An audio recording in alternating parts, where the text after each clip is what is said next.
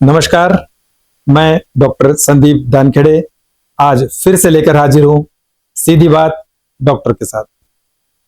दर्शकों, हाल ही में कल्याण डोंबिवली महानगर पालिका के शास्त्री नगर अस्पताल में एक बहुत ही शर्मनाक हादसा हुआ। इसमें वहां के स्थानीय नगर सेवक द्वारा वहां के कर्मचारी, स्टाफ नर्सेस तथा डॉक्टर्स के साथ में बहुत ही अभद्र भाषा में व्यवहार तथा शारीरिक हिंसा भी की गई और इसके बाद महाराष्ट्र राज्य इंडियन मेडिकल एसोसिएशन द्वारा एक दिन के लिए स्ट्राइक करने की चेतावनी दी गई थी। ये सब वाकया काफी हद तक हम लोगों ने जाना है, सुना है, लेकिन इसी बारे में आज चर्चा करने के लिए हमारे स्टूडियो में आए हैं इंडियन मेडिकल एसोसिएशन अमरावती के सेक्रेटरी डॉक्टर विक्रम वानखेड़े। नमस्कार। नमस्कार सर। डॉक्टर विक्रम, आपका हमारे स्टूडियो में स्वागत है। धन्यवाद सर। डॉक्टर विक्रम वानखेड़े न केवल इंडियन मेडिकल एसोसिएशन के सेक्रेटरी है, बल्कि अमरावती के एक जाने माने मनोचिकित्सक यानी साइकेट्रिस्ट भी है। तो हम इस पहलू का मनोचिकित्सकीय पहलू भी समझने की कोशिश करेंगे। डॉक्टर साहब, हम लोगों ने तो मीडिया में काफी इसके बारे में देखा है, जो उसके फुटेजेस और जो लैंग्वेज सुनी है वो तो बहुत ही शर्मनाक थी। आप एग्जैक्टली शॉर्ट में इस बारे में क्या हुआ था, ये वाकया, इस बारे में थोड़ा हमारे दर्शकों को जानकारी देंगे? सर, हुआ ये था कि कल्याण डोंबिवली का जो शास्त्री नगर का कॉरपोरेशन हॉस्पिटल जो है वहाँ पे एक महिला को लाया गया डिलीवरी के लिए।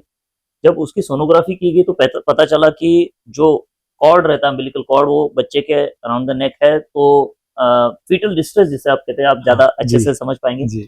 ऐसे केस में यूजुअली ये एडवाइस दी जाती है कि बच्चे को अगर एनआईसीयू की जरूरत पड़ती है डिलीवरी के बाद में, तो ये बच्चे की सेहत के लिए काफी धोखादायक हो सकता है। वहां पे उस फैसिलिटी में एनआईसीयू की सुविधा उपलब्ध नहीं थी। ओके। तो उन्होंने कहा कि आप इसे हायर सेंटर में रेफर कर दिया जाए, ताकि पेशेंट को अच्छे से केयर मिले और होने वाले बच्चों की जान को खतरा ना हो। ये जब समझाया गया तो रिलेटिव्स ने तो पता नहीं माना नहीं माना, लेकिन वहां पे जो वहाँ के कॉर्पोरेटर थे, रमेश मात्रे जी, शिवसेना के कॉर्पोरेटर, वो वहां पे आए अपने 4-5 कार्यकर्ताओं के साथ में, और उन्होंने डॉक्टर के साथ बहस करना शुरू कर दिया। तो डॉक्टर ने जब उनको ये समझाने की कोशिश की तो बजाय इस विषय का गांभीर्य समझते हुए, बजाय इसका सीरियसनेस ध्यान में लेने से, उन्होंने डॉक्टर के साथ बड़ी ही गंदी भाषा में वहां पे व्यवहार किया, गाली गलौज की। यहाँ तक वो नहीं रुके, उन्होंने उन्हें जान से मारने की धमकी भी दी। और ऑन ड्यूटी जो मेल डॉक्टर थे, on duty female doctor, on duty महिला जो नर्सेस थी, उनके साथ हाथापाई की। उन्हें हाथों से, लातों से, वहां पे जो रजिस्टर्स थे उससे उन्हें इतना मारा गया। और ये सारी चीजें कैमरा में कैद है। आप वो वीडियो देखेंगे, आपने देखा होगा सर, वो देखने लायक नहीं है। इतनी बुरी तरह से व्यवहार कोई किसी के साथ भी नहीं होता, और जबकि वजह इतनी बड़ी थी नहीं। डॉक्टर्स ने पेशेंट के हित में बात की थी। डॉक्टर साहब, ये कॉमन प्रोसीजर है, जैसे हम भी अभी पीडियाट्रिशियन है, हम लोग देखते हैं जब किसी महिला में जो होने वाली बच्चे में जब हम देखते हैं कि संभावना है कि उस बच्चे को एनआईसीयू की जरूरत पड़ सकती है, तब एक इन यूटेरो ट्रांसफर नाम का एक कंसेप्ट होता है, जिसके जरिए ऐसे कहा जाता है कि जहां पर सुविधा उपलब्ध है उस जगह पर पेशेंट को जल्दी से जल्दी शिफ्ट किया जाना चाहिए। और उसके लिए गवर्नमेंट की एम्बुलेंसेज भी फ्री फैसिलिटी अवेलेबल है।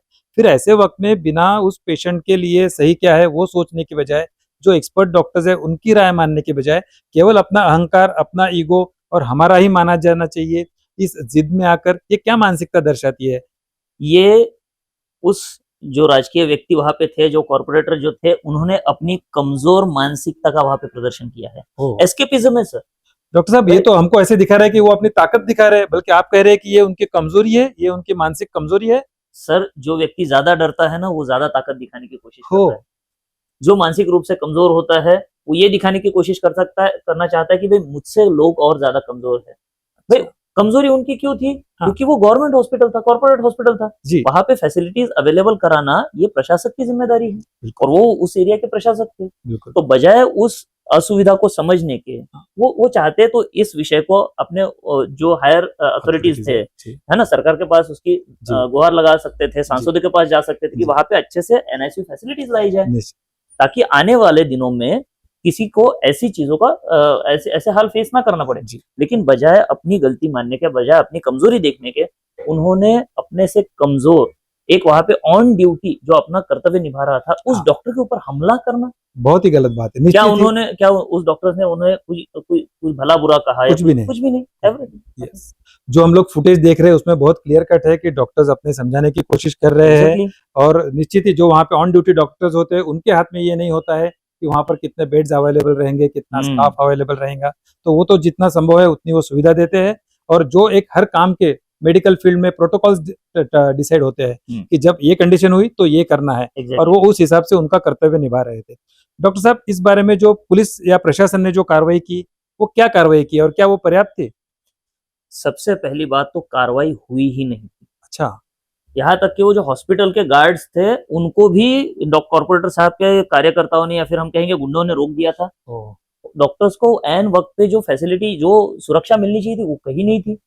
इसके बाद में जो कायदे के मुताबिक पुलिस ने खुद होके इस बारे में कार्रवाई करनी चाहिए थी वो भी कहीं हुई नहीं जी। जब इसका वीडियो लीक हुआ सर, जब ये सोशल मीडिया के थ्रू सब लोगों तक पहुंचा, जब पूरे देश भर से उसके ऊपर बहुत ज्यादा गुस्सा व्यतीत किया गया, जब state IMA, local Indian medical association के ब्रांचेस ने जाके सवाल पूछे कि भाई ये इतना बड़ा घटना आपके दायरे में हो गया पुलिस स्टेशन की, आपने कार्रवाई क्यों नहीं की, तब जाके उन्होंने कार्रवाई की। और जो भी बहुत ही मिनिमल ग्रेड के चार्जेस उनके ऊपर लगाए गए, जैसे कुछ बड़ा कोई चीज हुई नहीं है।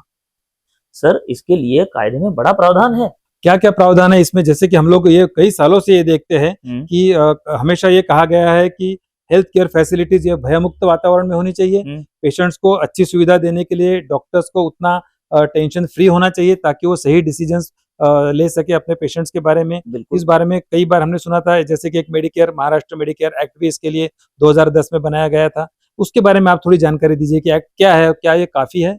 मेडिकेयर एक्ट जो है 2010 में जो पारित हुआ था, वो ये कहता है कि कोई भी हेल्थ केयर फैसिलिटी, चाहे वो government facility, health private facilities हो, छोटा अस्पताल हो, छोटा क्लिनिक हो या बहुत बड़ा 100 बेडेड हॉस्पिटल हो, कोई भी हेल्थ केयर फैसिलिटी है, उसके अंदर काम करने वाली हर एक व्यक्ति, चाहे वो डॉक्टर हो, चाहे नर्सेस हो, पैरामेडिकल स्टाफ हो, तो ये हेल्थ केयर फैसिलिटी या हेल्थ केयर पर्सनल पे होने वाले किसी भी तरह का अटैक, राइट, और प्रॉपर्टी प्रोटेक्शन एक्ट उसे कहा गया है, ताकि अस्पताल में जो चीजें है लगी हुई, उसका भी अगर कोई नुकसान करता है या हेल्थ केयर प्रोफेशनल को अगर कोई नुकसान पहुंचाता है, हेल्थ केयर फैसिलिटी को अगर कोई नुकसान पहुंचाता है, उसकी सुरक्षा के लिए कायदा बनाया गया था 2010 में, जिसका हमने आज तक अच्छे से इम्प्लीमेंटेशन होते हुए कहीं नहीं देखा सर। जी, इतनी घटनाएं होती है, डॉक्टर्स पे हमले होते हैं, हॉस्पिटल तोड़े फोड़े जाते हैं, पैरामेडिकल स्टाफ, नर्सेस को उनके ऊपर हमले होते हैं, लेकिन ये एक्ट कहीं अच्छे से नहीं लगाया जाता है। इस एक्ट में ये कहा गया है कि अगर ऐसी कोई घटना उस पुलिस स्टेशन के दायरे में होती है, तो पुलिस ने खुद होके इस घटना में कॉग्निजेंस लेना चाहिए, और जो भी वहां पे घटना हुई है उसकी जांच करनी चाहिए, और जो भी दोषी व्यक्ति है उन्हें तुरंत हिरासत में लेके उनके ऊपर कार्रवाई करनी चाहिए। और इस एक्ट में 3 साल तक की सजा, पैसे का जुर्माना और नॉन बेलेबल ऑफेंस है इसके। नॉन बेलेबल यानी इसमें जमानत भी नहीं मिल सकती है। उनकी जमानत केवल कोर्ट दे सकता है, पुलिस उसकी जमानत नहीं, बिल्कुल नहीं दे सकती। तो इस तरह का ये प्रावधान होने के बावजूद या तो इसकी जानकारी ठीक से पुलिस प्रशासन में नहीं है, या तो इसका इम्प्लीमेंट किसी तरह के राजकीय दबाव में नहीं हो पाता, और अक्सर जो भी कानून की खामियां हैं उसका फायदा लेकर अक्सर इस तरह की जो जुर्म करने वाले लोग हैं वो इसमें से छूट जाते। ये बहुत ही चिंता का विषय बना है। तो डॉक्टर साहब, आपको क्या लगता है कि इस बारे में क्या चेंजेस होने चाहिए? इस कानून में क्या चेंजेस होने की उम्मीद इंडियन मेडिकल एसोसिएशन करती है? सर, इंडियन मेडिकल एसोसिएशन पिछले कई सालों से इस कानून में बदलाव की मांग कर रही है। बार बार अपने राज्यकर्ताओं से, बार बार कोर्ट के द्वारा, बार बार समाज माध्यमों के द्वारा इसमें बदलाव की मांग की जा रही है, क्योंकि एक तो पहली चीज, ये कानून जो है एक जिसे हम कहेंगे इफेक्टिव इम्प्लीमेंटेशन इस कानून का कोई नहीं कर रहा है। टूथलेस कहा गया इसको भी हाईकोर्ट में। एग्जैक्टली, अगर कोई कायदा है लेकिन उसका इस्तेमाल ही नहीं कर रहे तो फायदा क्या? दूसरी चीज, इस कायदे में जो, इस कानून में जो प्रावधान है वो इनसफिशिएंट है आज की तारीख में देखे गए। आज हम 16 साल बाद इस कायदे को अगर इम्प्लीमेंट करते भी है तो बहुत ही कम जुर्माना है, और केवल 3 साल तक की सजा है, जो कि कुछ स्टेट्स ने बढ़ा के 10 साल तक की है। इंडियन मेडिकल एसोसिएशन का साफ कहना इतना ही है कि कानून को इतना सख्त बनाया जाए कि डॉक्टर्स के प्रति कोई आंख उठाकर देखने की हिम्मत ना करे, और डॉक्टर्स भय मुक्त वातावरण में अपने पेशेंट्स को पूरी तरह से अच्छे से मेडिकल फैसिलिटीज मुहैया करा सके। निश्चित ही डॉक्टर साहब, क्योंकि जब भी कोई मरीज पेशेंट अपनी पूरी जान सौंपता है और जब वो अस्पताल में ट्रीटमेंट ले रहा होता है तो निश्चित ही उसको सुरक्षित सेवा मिलना ये उसका भी अधिकार है। और इसके चलते मुझे याद है 2020 में मुंबई हाई कोर्ट में एक पब्लिक इंटरेस्ट लिटिगेशन यानी PIL दाखिल की गई थी जिसका नंबर 2332 था। उसमें हाई कोर्ट ने संज्ञान लेते हुए इसकी सुनवाई करते हुए ये कहा गया था कि हेल्थ केयर एस्टेब्लिशमेंट यानी सभी हॉस्पिटल्स में सुरक्षा मुहैया कराना ये गवर्नमेंट की जिम्मेदारी है। और उन्होंने उसमें ये भी कहा था कि अभी का जो ये कायदा है ये सफिशिएंट नहीं है, इसमें ज्यादा स्ट्रिक्ट और कायदे में अरेंजमेंट्स करना जरूरत है।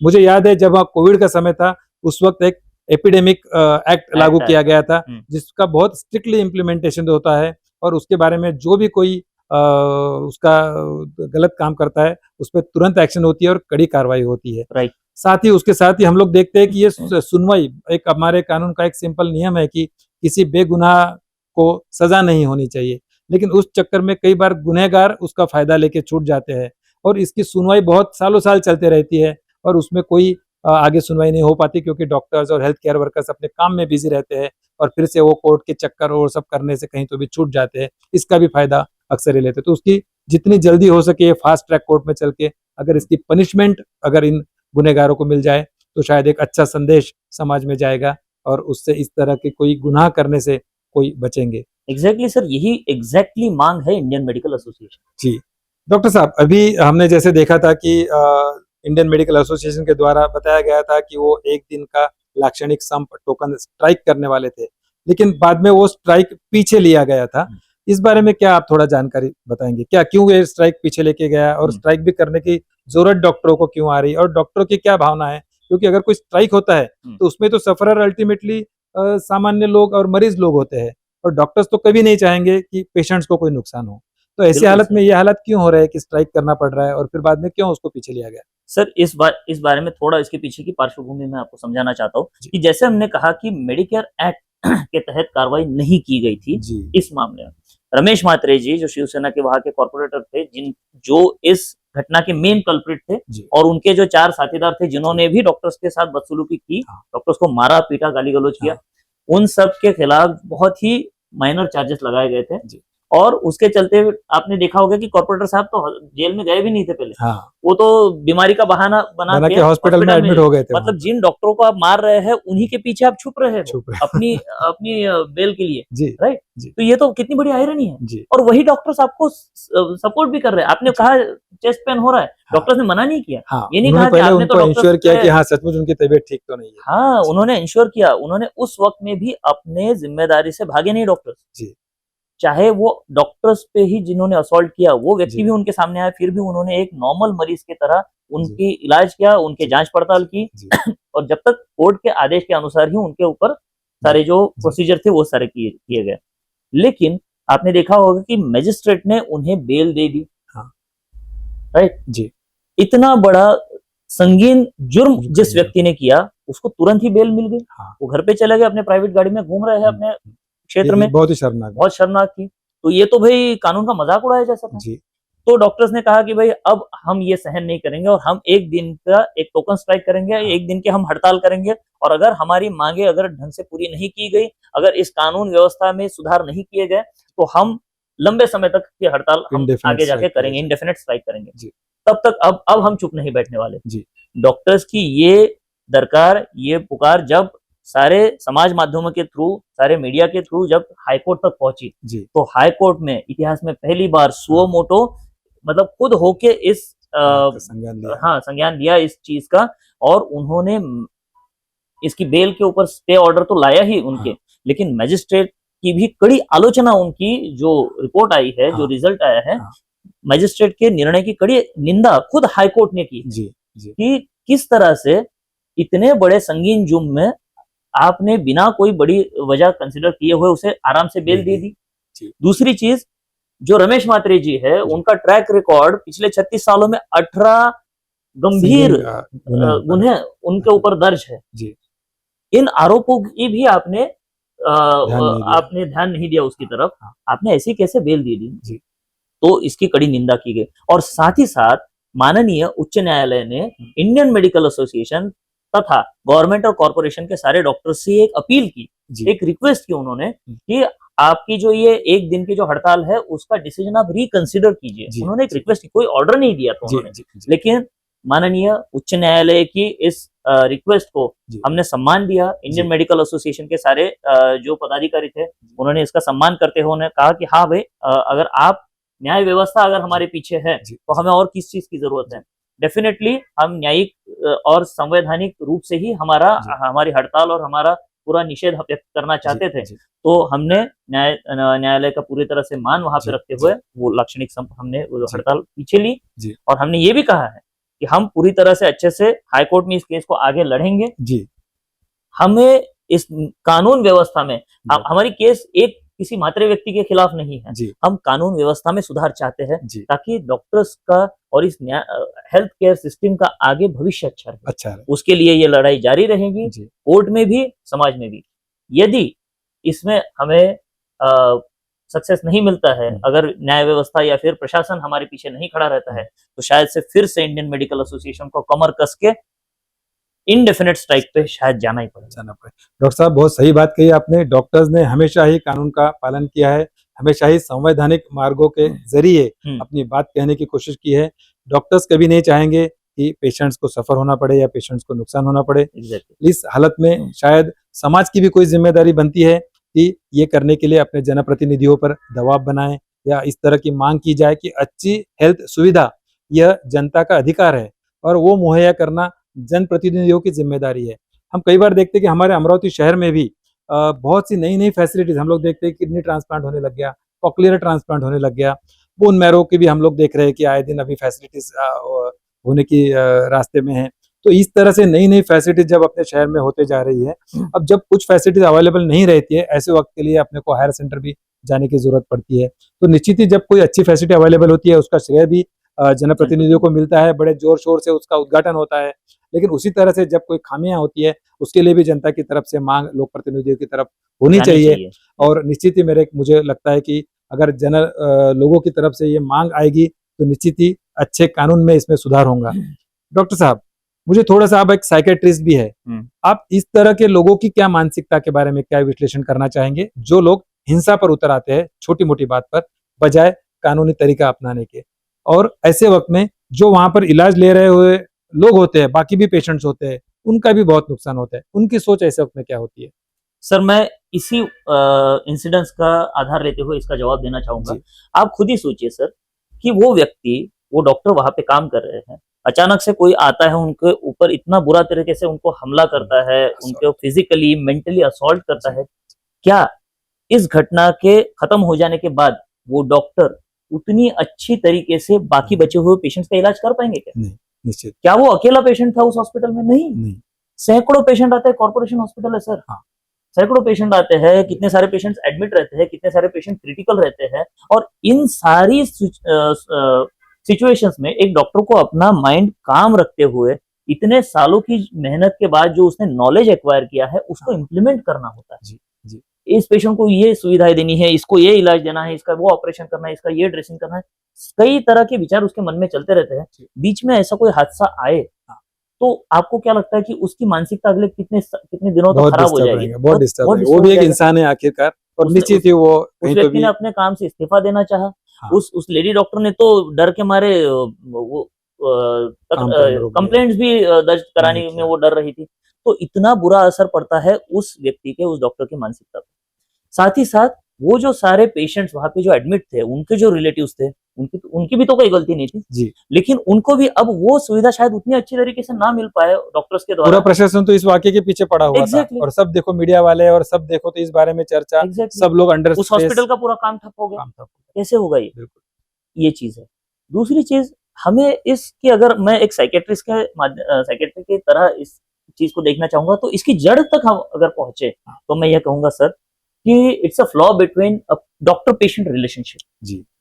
जो एक हमने सर बचपन में देखा है कि फैमिली डॉक्टर्स के साथ कितना अच्छा घरेलू संबंध होते थे। बिल्कुल। डॉक्टर्स के ऊपर इतना विश्वास आता है, डॉक्टर ने बोला ये ईस्ट तो ये ईस्ट है, ये वेस्ट है तो ये वेस्ट। कई सलाह लेने के लिए लोग चले जाते थे कि डॉक्टर साहब आप इसको बचपन से देख के हो, ये किस फील्ड में अपना करियर बनाए तो अच्छा रहेगा, ये भी राय लेने के लिए डॉक्टर्स के पास आते थे। और मैं चाहता हूँ सर, मैं ये कहना चाहूंगा कि यही वो रिश्ता है जो हमेशा रहना चाहिए। जी। डॉक्टर और पेशेंट के बीच यही घरेलू रिश्ता रहना चाहिए। जी। जब ये रिश्ता प्रोफेशनल होने लगता है सर, जी। तो ये कंज्यूमर और सर्विस प्रोवाइडर का रिश्ता हो जाता है, बिल्कुल। राइट। और वहां पे हम केवल व्यवहारिक तौर पे इसे देखेंगे, हम भावनिक तौर पे नहीं देखेंगे, फिर कैसे चलेगा। सही। हम केवल व्यवहारिक होके किसी पेशेंट को ट्रीट नहीं कर सकते हैं, जी। हम खुद उस पेशेंट में इमोशनली जस्ट डेफिनेटली इन्वॉल्व होते हैं। कोई भी डॉक्टर ये चाहता है कि उसके पास आया हुआ पेशेंट एक अच्छी मुस्कान लेके घर पे जाए, एक स्वस्थ निरोगी शरीर लेके घर पे जाए, तभी तो उसका नाम होगा। कोई अगर मेरे हॉस्पिटल में आएगा, राइट, उसकी तबीयत और बिगड़ जाएगी, भगवान न करे अगर उसकी जान को कुछ हो जाए, तो क्या मेरा नाम अच्छा होगा? नहीं, उन्हें तो लगेगा कि ये हॉस्पिटल में जाएंगे तो ट्रीटमेंट अच्छी नहीं मिलेगी। तो कोई भी डॉक्टर यही चाहेगा कि मेरे पास आने वाला हर व्यक्ति अच्छा होके जाए। निश्चित, बहुत सही बात की डॉक्टर साहब आपने। तो इसके बाद अभी IMA का, इसके बाद आगे क्या एक्शन का प्लान है? सर, जैसे कि हमने कहा कि हम संवैधानिक तौर पे कोर्ट में इस लड़ाई को आगे जारी रखेंगे, समाज में भी इस लड़ाई के बारे में हम जागरूकता करते रहेंगे, जन जागृति भी करते रहेंगे। हमने जैसे लोकल लेवल पे, स्टेट लेवल पे, इवन नेशनल लेवल पे इस विषय को हमने हमारे सांसदों तक, विधायकों तक भी पहुंचाया है, चीफ मिनिस्टर तक भी पहुंचाया है, होम मिनिस्टर तक भी पहुंचाया है। तो सारे प्रशासक से लेके जो पुलिस प्रशासन है उनकी तरफ भी हम निवेदन दे रहे हैं, राइट। तो ताकि सारे जगहों से इस विषय में जागृति भी हो और सारे जगहों से, सारे ही लेवल पे इस विषय में एक अच्छा प्रेशर बने, एक अच्छा माहौल बने, ताकि जल्द से जल्द हमारे पास एक अच्छा और मजबूत कायदा हो हाथ में। बहुत सही बात की डॉक्टर साहब। डॉक्टर साहब, मरीजों को एक अच्छा सुरक्षित वातावरण मिलने के लिए आज इंडियन मेडिकल एसोसिएशन पूरी तरह से जोर शोर से लड़ रही है। निश्चित ही जनता का भी इसमें सहभाग जरूरी है, जनप्रतिनिधियों की तरफ से भी इसमें सपोर्ट चाहिए, तभी हम मरीजों के लिए एक अच्छा वातावरण, एक सुरक्षित वातावरण दे पाएंगे। डॉक्टर साहब, आज आप हमारे स्टूडियो में आए और हमारे साथ आपकी जानकारी पूरी शेयर की, इसके लिए हम आपका धन्यवाद करते हैं। नमस्कार। नमस्कार।